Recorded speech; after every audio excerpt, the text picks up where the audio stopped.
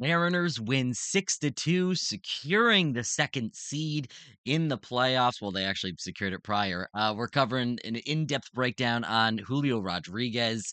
We're breaking down the Dodgers series coming up, and we're going to look at what the best moment was from this past week. How are we doing, everyone? Welcome to Mariners Daily, the podcast for the thinking Mariners fan. I'm Sam Edwards, your host. I greatly appreciate you listening, watching, whatever you're doing here.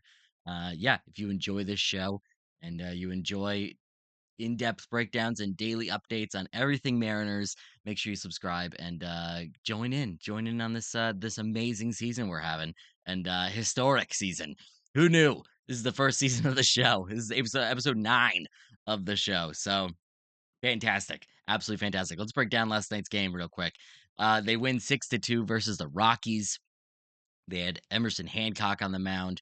But Geno Suarez is the story here. He went 3 for 4 with a 2-run homer, which is number 49 for him on the year. Now, obviously, he didn't get, those 49 home runs with the Mariners, but he's got at least 13 with them. So that's pretty freaking fantastic. And he's having a great year. He's having a great year. So happy for him. Josh Naylor went 2 for 3 with 2 runs scored. Rosarena went 2 for 5 with 2 RBIs.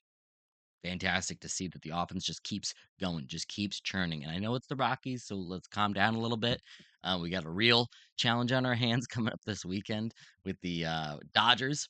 So that'll be the real challenge, and we'll break down the Dodgers real soon. Emerson Hancock, though, 4 shutout innings for him, only 2 hits given up, 7 strikeouts for Hancock. That's great to see, because if you need to rely on him, especially for some bulk innings, this coming playoffs, it's great to see him just kind of get loose and get out there. And 7 strikeouts in 4 innings, only 2 hits given up, no walks. Great to see. No homers, obviously, and that's absolutely huge. Carlos Vargas came in after him, 2 innings pitched, 4 hits given up, 1 earned run, 2 strikeouts. He's been a little shaky as of late, so I would definitely keep an eye on Vargas. I might break him down next week just to see what's going on under the hood, and just really figure out where we're going wrong. On the other side, the Rockies starting pitcher Bradley Blalak, Blalak, Blalak. Oof! Oh no, these names, man, these names. He pitched 3 and 2/3 innings pitched, 6 hits given up, 5 earned runs, 2 walks, only 1 strikeout. Great. The M's just continue to roll, and obviously they've been the best offense going for a hot minute right now, and it's fantastic to see. And like I said, they secured the number 2 seed, which is great to see. They could still get the number 1 seed, but they would need the Blue Jays and Yankees to basically lose out, and they would need to take at least 2 of 3 from the Dodgers for this upcoming weekend series, their final series of the week of the regular season, which I don't see is likely, as the Yankees and Blue Jays have been rolling and they are battling for the AL East right now. So, I we'll see. We'll see what happens. Obviously, anything can happen. This Mariners season is so freaking magical, dude. And it's just been awesome to see. They could get the number 1 seed, but right now they've got the number 2 seed. And if everything stays the same, now right now the Guardians and Tigers are still battling for the AL Central. Guardians would technically win it right now if the season ended today, but they are tied win-loss record style. Um, in the tiebreaker, I think would go to there's whoever wins out the series versus each other for the regular season. See, I should have written this down. Oh my gosh. Anyways, I'll have it next week.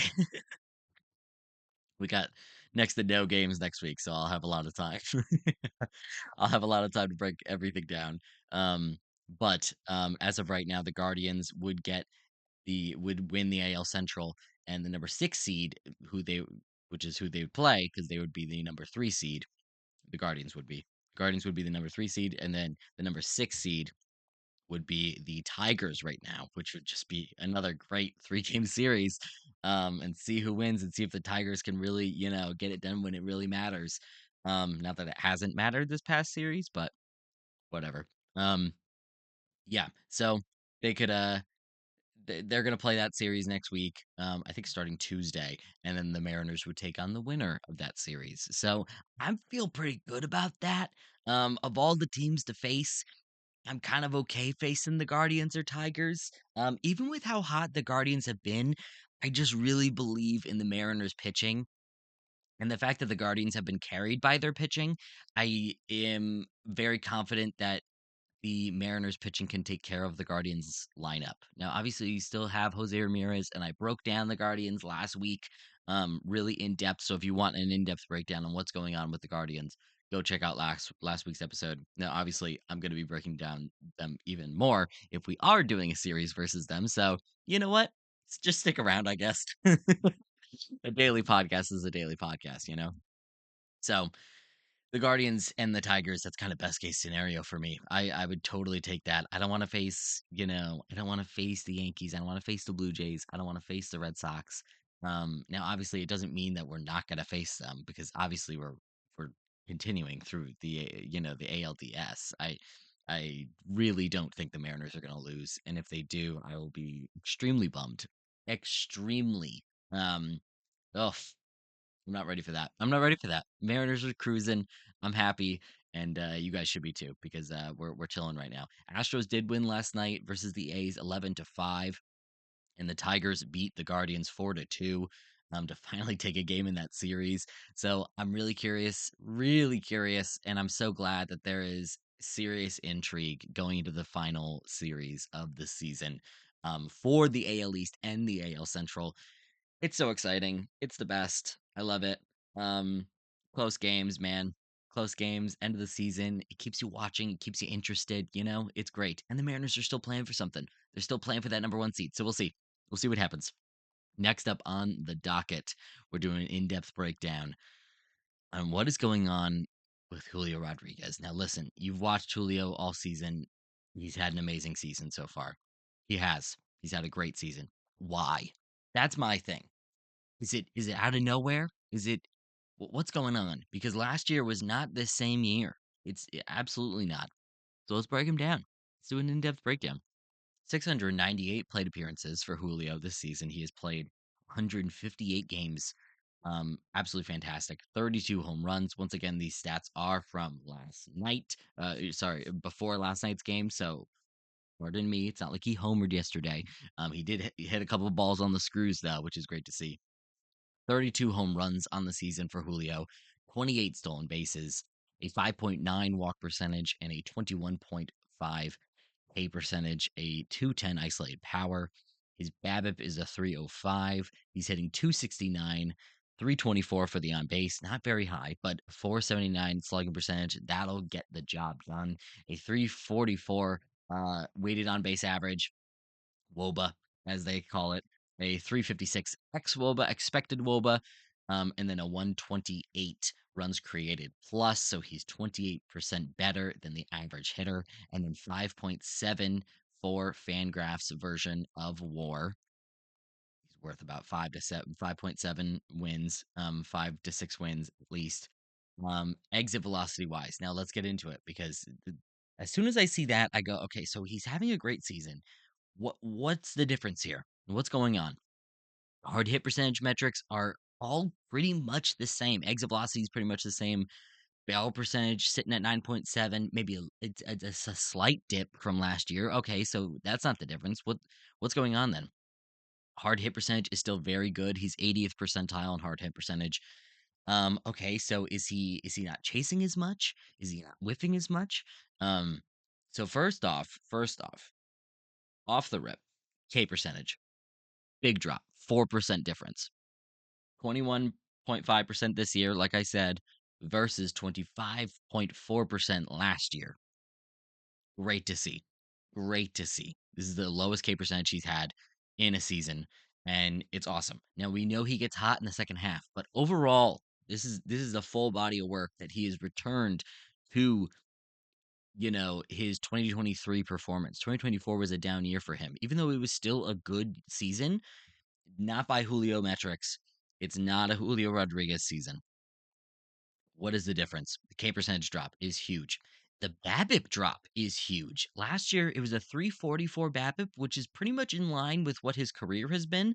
This season, it is a 305 batting average on balls in play. So, and it's not like he's hitting the ball less hard. He is hitting more ground balls, so maybe that's something there. But either way, he's having a better season. He's hitting for more power. So what is going on? What is going on? Let's walk percentage is a slight dip. Last year it was 6.2%. This year it's 5.9. So like so slight. It's so slight. He is making more contact. Overall contact percentage has gone up 2%. Last year it was 71%, and this year it's a 73% contact percentage. Last year the zone contact percentage, so the amount of times he's making contact in the zone, went up 2% as well, which is where the overall contact percentage comes into play. 80.2% for the zone contact percentage last year, and now it's an 82.9. So great to see. That's where you want to be making contact is in the zone. Obviously, you want to make contact out of the zone, especially if you're chasing, like Julio tends to do. He has a generally very high chase percentage. It's a 36%, which is 1% lower than last year, so I guess that's good, but it's still ninth percentile in chase percentage. So he's swinging out of his shoes. He's swinging out of the zone still. But he's making more contact in the zone, which is just fantastic, and that's got to help the power metrics. Now, here is the key when it comes to Julio versus fastballs. I'm going to go through the fastballs, the breaking balls, and the off speed pitches. Versus the fastball, his batting average this season is 281. Very good. Last year it was 314. All right, little dip. His expected batting average is a similar difference, 292 versus 318 for the X batting average, expected batting average.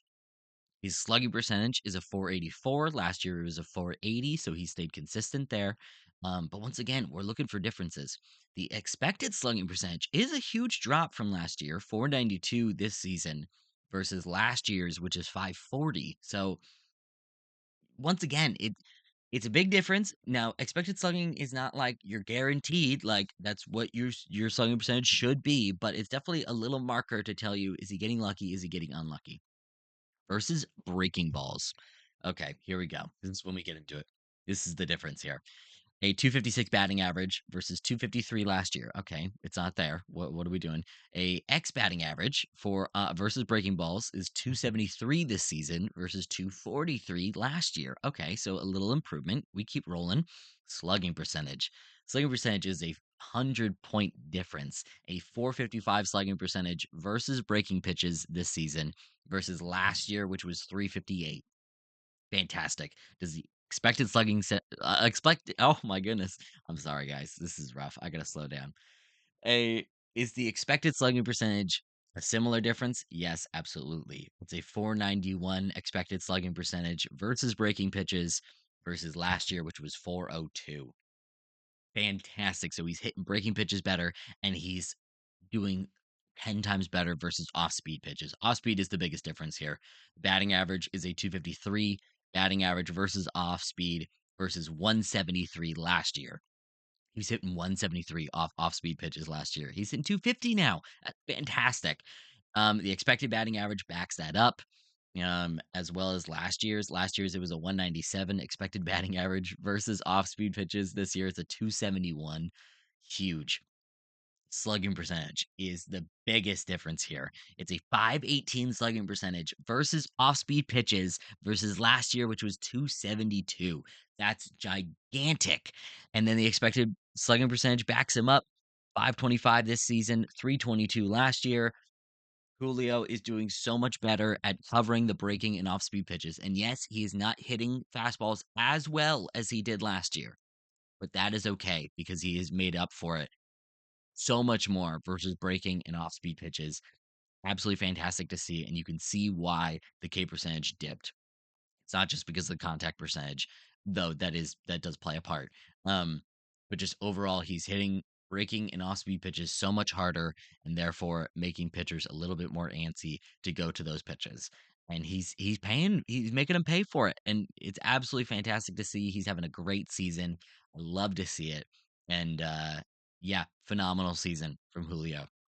Love it. Let's break down the Dodgers series now.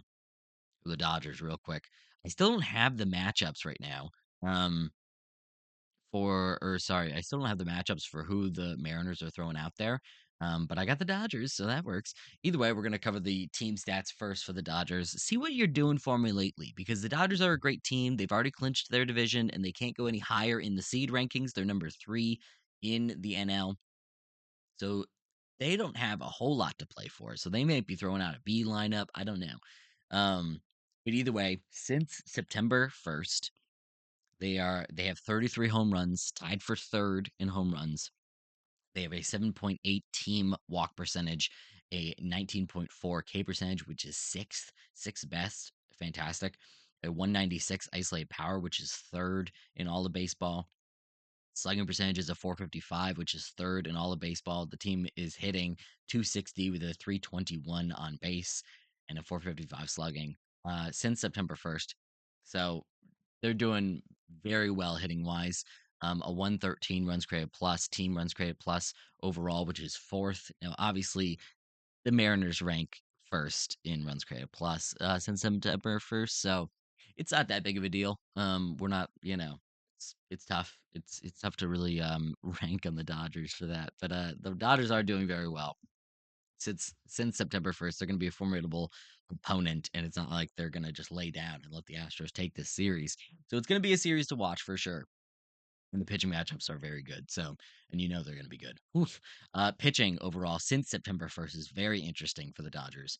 A 29.9 K percentage, team K percentage since September 1st. That's insane. That's by far first in the majors. 29.9 as a team? That's what you're striking out? You're striking out that many guys? Oh, gosh. It does help a little bit because they are last in walk percentage as a team for pitchers. 11.8 walk percentage. So that's great to see. Opponent batting average against them, a 179 batting average, which is first in the majors. The whip is fourth in all the majors, 1.12 whip. Team whip is crazy. 3.63 ERA, which is ninth in all of baseball, and they are third in FIP with a 3.28 as a team. So the pitching, the hitting, this is a complete team, and it's going to be a serious challenge for the Mariners. The Mariners are hot though, baby. They're feeling good, and I think they're gonna. I think they're gonna still do extremely well. Game one, the Dodgers have Emmett Sheehan going. He's had a very interesting season, but very good overall. 14 games total, 11 games he has started, 72 and a third innings pitched for him, a 30.1 K percentage, 7.7 walk percentage. He's just doing a fantastic job. 2.86 ERA and a 3.02 FIP. And yeah, he's just been absolutely fantastic. I'm curious to see how long he goes in his start, but either way, Dodgers bullpen has also been a shaky aspect of them, especially in September. So if the Mariners do take advantage versus any of these guys, look for them to score some runs off this bullpen because the bullpen has not been as good as many expected it would be. Blake Trinan specifically in September has not been very good at all. So I'm very curious to see what goes on. And yeah, I'm excited. Game two is going to be Tyler Glass now, who's only pitched 87 and a third innings pitched, which is kind of accurate for what you're expecting of Glass now. He just gets injured so much, but he's also performing extremely well when he's on the field. 29.2 K percentage, 11.9 walk percentage, which is fairly high. Keep that in mind. Um, look for the walks on game two. The BABIP, I feel like he's getting a little lucky. 221 BABIP for Glass now on the season. So we'll see. 3.30 ERA on the season, 3.82 FIP. Glass now is very good, but he's a very high octane pitcher. A guy that lives at the top of the zone, throws that curveball down. He's very extreme. And if he can't find the strike zone a little bit, then look for the Mariners to possibly, take the extra base, walk, get the guy on base, get to second, all that stuff. The small ball stuff that we've seen the Mariners do this season, which has been great. And then game three is set to be Clayton Kershaw right now, which it'll be great to see his final regular season start. He's retiring this season. He's pitched 107 and a third innings pitched. Strikeout numbers are nothing to write home about. Only a 17.4 K percentage. Um, and he's got a 3.52 ERA on the season, 3.68 FIP. So he's been doing very well. It's not like he's doing terrible. And honestly, as a Kershaw fan growing up, um, it's just always it's great to see that he can finally, go off into the sunset and pitch um well in his final season. So that's good to see. But listen, Mariners could take care of him easy, man. Throw Garver up there, so throw Suarez up there, throw Polanco up there. He kills lefties. Yeah, I think we can. I think we can take Game 3 if anything. I feel pretty good about that. So we'll see. It's all about how long the Dodgers bullpen, or sorry, how long the Dodgers starters can go in these starts. Because, like I said, the bullpen has not been very good for the Dodgers. In September, I should say. For the season, it's been very good, but September, as of late, not been very good. So look for the Mariners to take advantage of it. All right, guys. Final topic here. What's your favorite moment from this past week? We've had such an amazing week for the Mariners. It's just been fantastic. It's been so fun, historic, all those things. What's your favorite moment from this past week? Leave it in the comments. I'm really interested to see what people think because there's a lot of moments to pick from. I mean, obviously, Raleigh hitting 2 home runs for number 59 and then hitting number 60. So fun, so awesome.